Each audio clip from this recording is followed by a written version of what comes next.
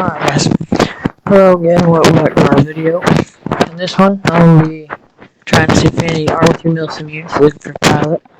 I can fly on both flight models, standard flight model and advanced model. I can fly just about any helicopter you give me.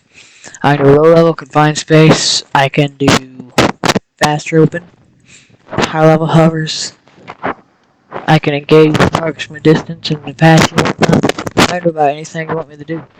So I'm going to go ahead and start the UH-60 mic. We're going to show low level, and we're going to show high confined space landing, and high altitude hover. So let's get into it. First we're going to do a black rock setup. You're going to want, this is not a real life procedure. This is kind of a simplified model. Maybe if there's ever a full fidelity DCS module for the UH-60 mic, then I can whip out my checklist, because I do have UH-60 mic checklists and whatnot for my real aircraft. And I myself am not a UH-60 mic pilot, but I do know quite a bit about it. I've been in the simulator multiple times, the BAT simulator. Pretty knowledgeable with the Black Hawk. I know start procedures, and I know quite a bit about it. So I would consider myself pretty knowledgeable with this helicopter. So let's go ahead and start with the simplified setup. So start Gen 1 and 2 on. I'll turn battery 1 and 2 on. Next we're going to turn the collision lights on. These will not turn on until the APU is on though.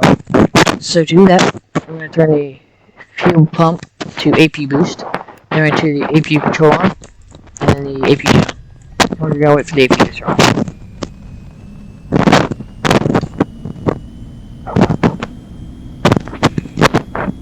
Alright, so you can see APU's on, APU gen is on. So now, we go ahead and turn on standby instruments. Turn the air start to APU. And we can turn the ignition on. In real life, it does not go all the way over. It sits about 45 degrees in the on position. But, so be it. So, let's go ahead and turn the fuel system to direct. If it's the first startup of the day, you go ahead and turn on the X feed. This is the first startup of the day, so I'm going to go put it on X feed. I'm going to go ahead and start this up. Engine's present. And around 20%, you want to go ahead and unlock it. Alright, there we are. Wait for the section to stabilize here.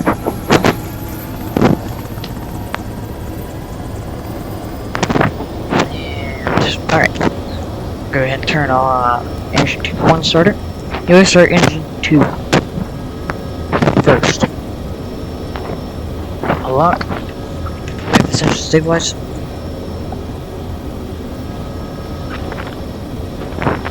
Now, I know the movies do it where they grab both the controls by the whole, they grab it with their whole hand and they push it forward. The problem with that is it wears out these levers very fast. And to actually get it in the detents, you have to pull it down a little bit to get out of the detents. So, but it also, when you grab it by the whole hand, you have to, it bends and end, and then you have very pissed off mechanics. So, usually you would take the engine 2, you'd pop it out of the detent, pull it down forward a little bit, so it's sitting about right here, out of the detent. Do the same thing for engine 1, and then you would use 2 fingers, one on each here, usually your your middle finger and your pointer finger. Middle finger on engine 1, pointer finger on engine 2. If you're a main pilot, on your left hand, and you can push it forward 2 fingers. But now that you're just started, you're gonna go ahead and roll these up. Oh, not back. Not back. Oh my god. That's not what I wanted to do. I'm gonna roll these up. I'm gonna go ahead and turn airspeed to engine, fuel pump off, APU off. As you can see, for stabilized here, I'm gonna go ahead and turn parking brake off. And I'm gonna go ahead and flush up. I'm not going to taxi. I'm just gonna come straight up here. Usually the Black Hawk has a tendency to jerk to the right here, so you need to do a half cyclic and very sharp but subtle and very gentle left cyclic.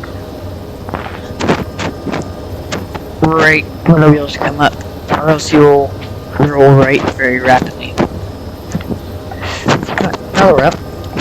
We don't when we're flying low level, you don't want to exceed about 100 to 110 knots. That's your do not exceed speed, as you become very sluggish.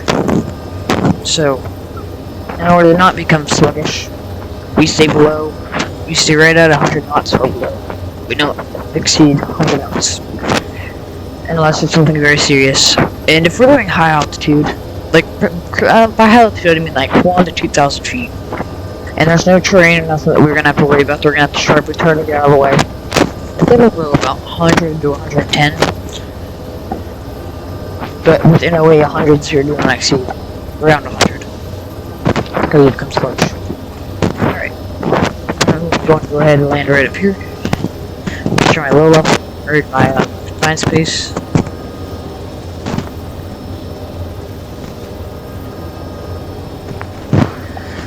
Alright.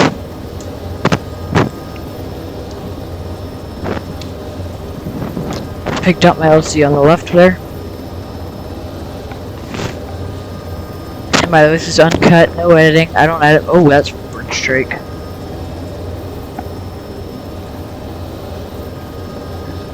Alright, so all the LZ picked out. I'm gonna come down here.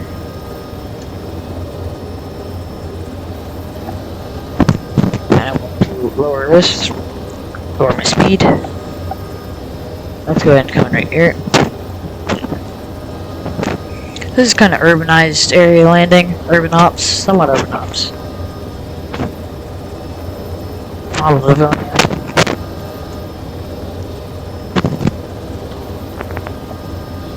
Alright, that's good. I'm gonna have control there.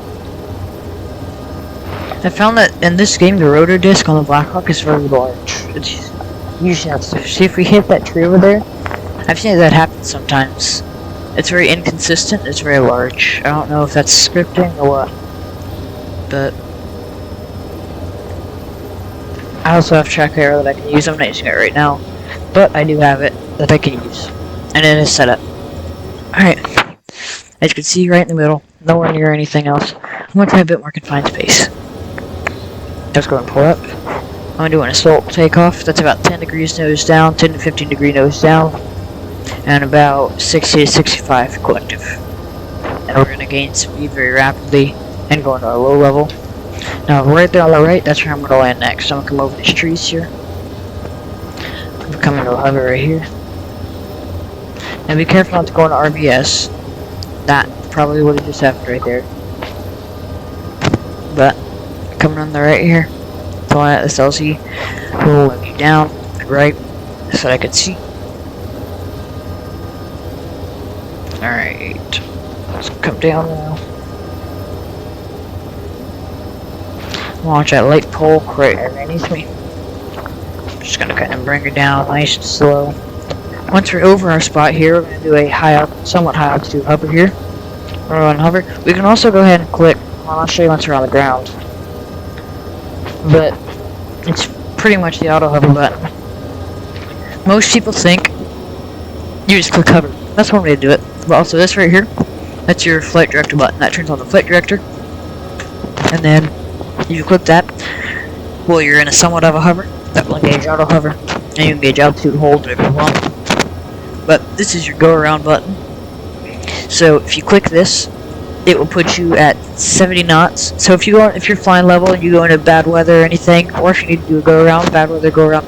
If you go into bad weather, you always click this go around button. It'll put you at 70 knots, and I can't remember. It puts you in a positive rate of climb. I can't remember the exact feet per minute, but it puts you in a positive rate of climb.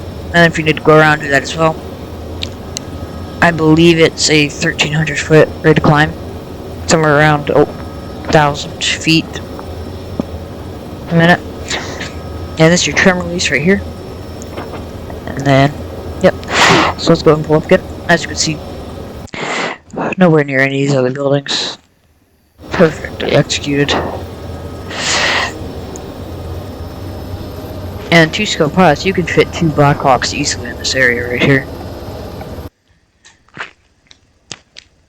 And this is a pretty more confined LZ.